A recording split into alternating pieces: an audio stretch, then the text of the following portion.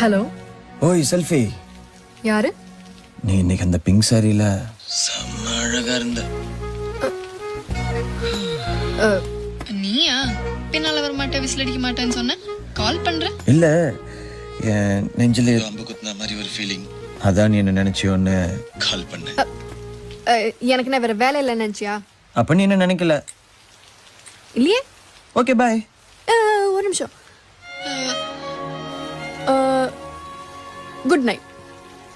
Meet பண்ணலாமா நாளைக்கு coffee ஷாப்ல? வெறும் 5 நிமிஷம், காஃபி சூடாற வரைக்கும்.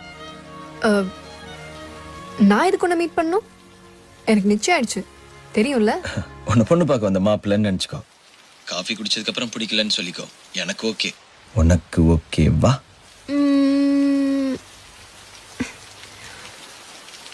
மாட்டேன்.